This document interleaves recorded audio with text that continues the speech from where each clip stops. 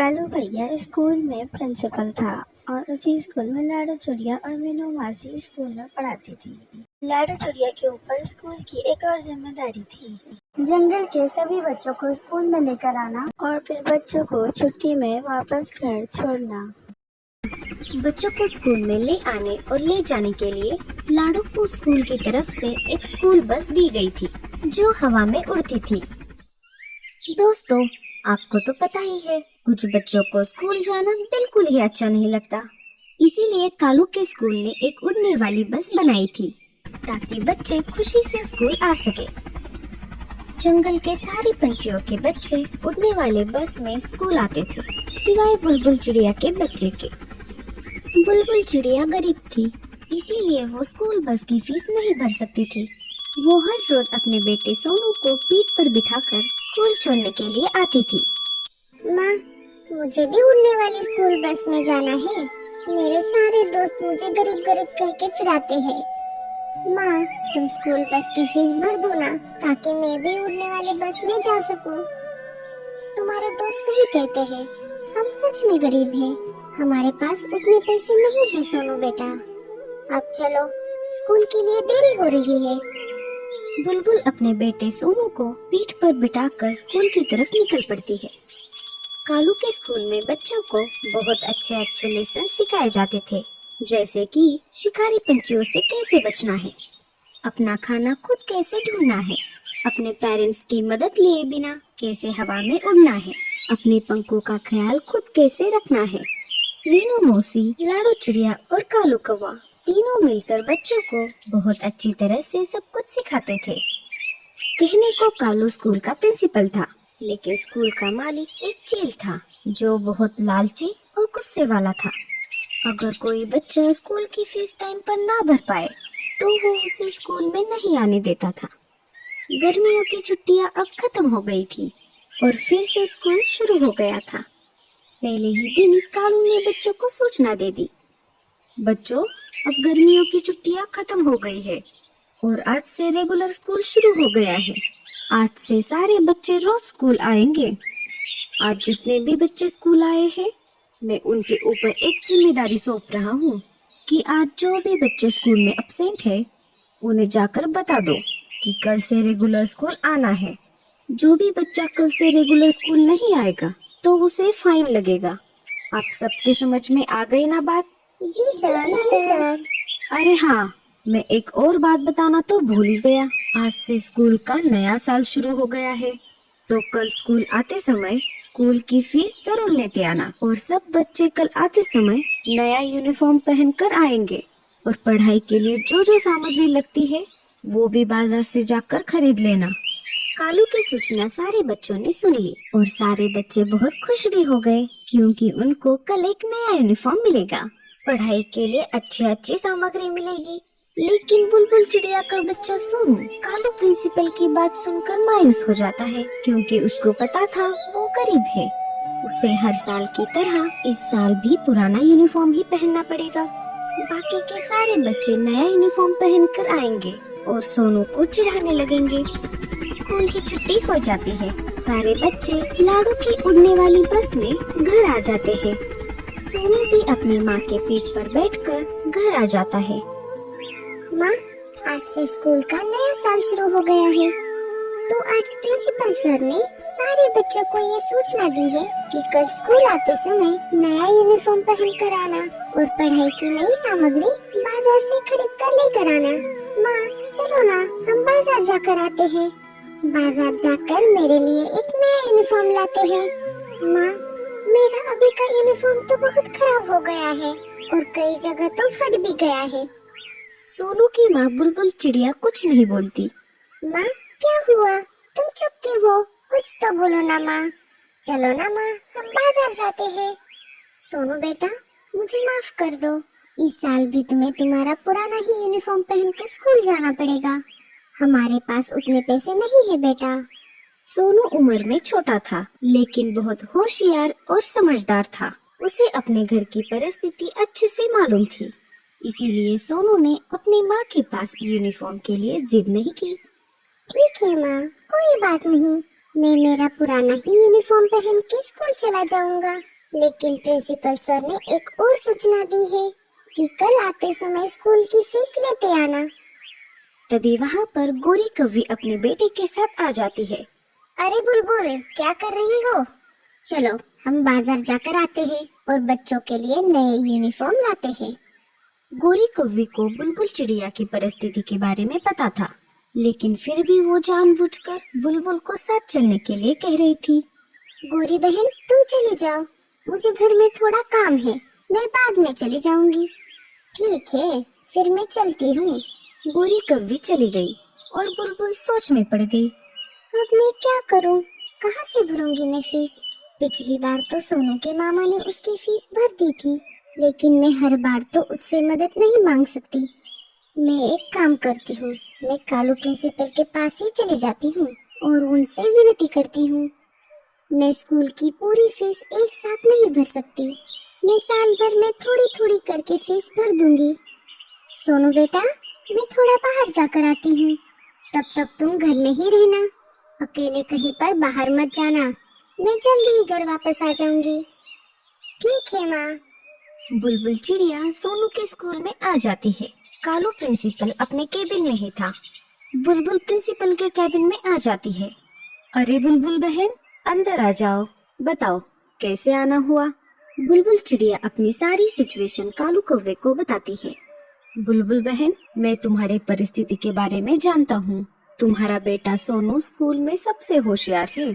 तुम एक काम करो, तुम सोनू की फीस साल भर में कभी भी भर सकती हो और सोनू के नए यूनिफॉर्म का खर्चा मैं स्कूल से भर दूंगा। कालू और बुलबुल की ये सब बातें मीनू मौसी चुपके से केबिन के बाहर से सुन रही थी। आपका ये एहसान मैं जिंदगी भर नहीं भूल पाऊंगी। अब मैं चलती हूँ, सोनू घर पे अकेला है। आपको तो पता ही है, जंगल में शिकारी पंछी घूम रहे हैं। तुम चिंता मत करो, तुम निश्चिंत होकर घर चली जाओ। जैसे ही बुलबुल केबिन के बाहर आने लगती है, मीनू मौसी वहाँ से निकलकर सीधा चिल के पास आ जाती है, जो उसी स्कूल का मालिक था। अरे मीनू मौसी, आइए, बताइए आज अचानक कैसे आना हुआ। जी सर, क्या बताऊँ आपको, स्कूल में आपकी गैर हाजिरी की वजह से आपके पीठ पीछे कालू कौवे ने स्कूल को धर्मशाला बना दिया है। मौसी, आप ये क्या बोल रही हो? सीधा सीधा बताओ, क्या चल रहा है स्कूल में? अरे सर, वो कालू कौवा आपके पीठ पीछे खुद को स्कूल का मालिक समझ रहा है। वो अपने मन मर्जी कुछ बच्चों के फीस को माफ कर रहा है और उनके यूनिफॉर्म का खर्चा स्कूल की तरफ से कर रहा है। क्या ये सब क्या चल रहा है मेरे पीठ पीछे? चलो, मैं अभी स्कूल आता हूँ तुम्हारे साथ। मैं खुद ही कालू कौवे से पूछता हूँ। हाँ हाँ चलिए, मैं क्या झूठ बोल रही हूँ, आप खुद ही चल के कालू कौवे से पूछ लेना। मीनू मौसी और चिल स्कूल में आ जाते हैं। कालू अपने केबिन में ही था। जैसे ही चिल और मीनू मौसी केबिन में आ जाते हैं, कालू चिल को देखकर उठकर खड़ा हो जाता है। अरे मालिक, आप आइए, आज अचानक से स्कूल में कैसे आना हुआ? अब क्या मेरे स्कूल में आने के लिए मुझे तेरी परमिशन लेनी पड़ेगी? ये स्कूल मेरा है और मैं इस स्कूल का मालिक हूँ। मैं जब चाहूँ यहाँ पर आ सकता हूँ, मेरी मर्जी। अरे मालिक, आप तो बेवजह ही गुस्सा हो रहे हो। मैं तो ऐसे ही पूछ रहा था। सुना है तुम मेरे पीठ पीछे अपनी मर्जी से ही स्कूल चला रहे हो। आप कहना क्या चाहते हो मालिक? मैं कुछ समझा नहीं। तुम्हें क्या लगता है मैं स्कूल में नहीं रहता हूँ तो मेरे गैर हाजिरी में तुम खुद को स्कूल का मालिक समझ रहे हो? मुझे घर बैठे बैठे हर रोज सारी खबर मिलती रहती है कि स्कूल में क्या चल रहा है। अरे मालिक, आप ऐसा क्यों कह रहे हो? मैंने ऐसा क्या किया? मेरे कान पर एक खबर आई है, तुम बच्चों के स्कूल की फीस माफ कर रहे हो और उनके यूनिफॉर्म का खर्चा स्कूल के फंड से लगा रहे हो। मालिक, आपको कुछ गलतफहमी हो गई है।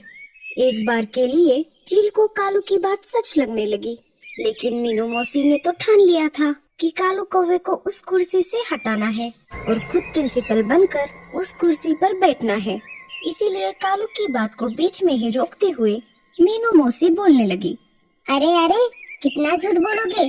बुलबुल के सामने तो तुम कुछ और ही बोल रहे थे और मालिक खुद यहाँ पर आए हैं तो तुम अपनी बातों को पलट रहे हो। मालिक, अबे साफ साफ झूठ बोल रहा है। मैंने खुद अपने कानों से सब कुछ सुना है और आंखों से देखा भी है। कालू ने हाल ही में स्कूल ज्वाइन किया था और अपने समझदारी की वजह से चील ने उसे प्रिंसिपल बनाया था। लेकिन मीनू मौसी जब से जंगल में स्कूल बनाया गया था तब से स्कूल से जुड़ी हुई थी। कालू की सारी बातें सच होते हुए भी चील ने मीनू मौसी के झूठे बातों को सच मान लिया और कालू कौवे को स्कूल से निकाल दिया। चील ने मीनू मौसी को स्कूल का नया प्रिंसिपल बना दिया। मीनू मौसी खुशी से पागल हो रही थी, लेकिन उसकी खुशी ज्यादा देर तक नहीं रहने वाली थी। वो कहते हैं ना दोस्तों, ऊपर वाले की लाठी जब चलती है तो उसकी आवाज नहीं होती। मीनू मौसी को उसके किए की सजा मिलने वाली थी। चील ने कालू कौवे को तो स्कूल से निकाल दिया, लेकिन उसने साथ ही साथ बुलबुल के बेटे सोनू को भी स्कूल में आने के लिए मना कर दिया। दोस्तों, आप सबको तो पता ही है, हर साल जब स्कूल शुरू होता है साथ ही साथ बरसात का मौसम भी शुरू हो जाता है। प्रिंसिपल होने के नाते मीनू मौसी पर स्कूल का बहुत वर्कलोड था। स्कूल की छुट्टी होने के बाद भी मीनू मौसी को स्कूल में ही रुकना पड़ता। जंगल में अभी 2 दिन से जोरदार बारिश शुरू थी, इसी वजह से स्कूल को छुट्टी दी गई थी। लेकिन मीनू मौसी को बारिश में भी स्कूल में आकर काम करना पड़ता था। स्कूल पहाड़ी इलाकों में था, इसीलिए जब भी बारिश आती तब सारा पानी स्कूल के मैदान में ही जमा हो जाता। लेकिन इस साल बारिश कुछ ज्यादा ही थी। ऐसे ही एक दिन मीनू मौसी देर समय तक स्कूल में काम कर रही थी और बाहर जोरदार बारिश शुरू थी। बारिश इतनी ज्यादा तेज थी कि सारा पानी मैदान में जमा होने लगा।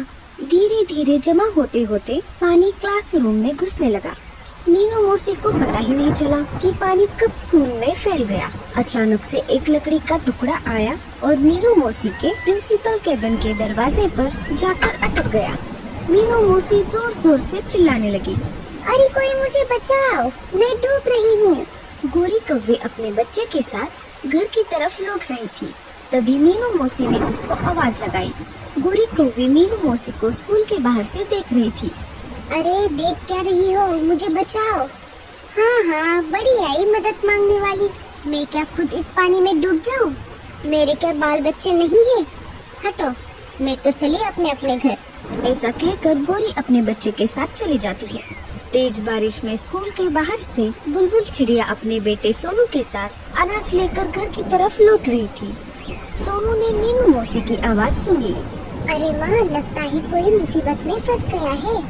चलो, हमें जाकर देखना पड़ेगा।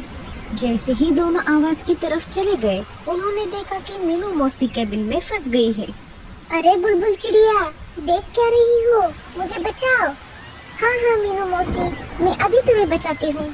बुलबुल चिड़िया मीनू मौसी को बचाने की कोशिश करने लगी, परंतु लकड़ी निकालने में वो असफल रही। रुको मीनू मौसी, मैं किसी और को मदद के लिए बुला कर लाती हूँ। बुलबुल ने कालू कौवे और सुंदर उल्लू को बुला कर लाया। तीनों ने मिलकर वहाँ से लकड़ी हटा दी। मीनू मौसी केबिन से बाहर आ गई और उनकी जान बच गई। तुम्हारा बहुत बहुत शुक्रिया बुलबुल चिड़िया, तुमने खुद की जान दांव पर लगाकर मुझे बचाया है। अगर तुम ना होती तो मैं इस पानी में डूब ही जाती। मुझे माफ कर दो कालू, मैंने अपने स्वास्थ्य के लिए झूठ बोलकर तुम्हें इस कुर्सी से हटाया और चील को तुम्हारे बारे में झूठ बताया। कोई बात नहीं मीनू मौसी, तुम्हें तुम्हारे किए पर पछतावा हो रहा है, यही काफी है। चील ने ऊपर से सारी बातें सुन ली और मीनू मौसी को माफ कर दिया। चील ने एक फैसला ले लिया कि सारे बच्चों की फीस माफ कर दी जाएगी और उन्हें फ्री में पढ़ाया जाएगा। कैसी लगी आपको हमारी कहानी? हमें कमेंट्स में बताएं और लाइक, सब्सक्राइब एंड शेयर जरूर करें। शुक्रिया।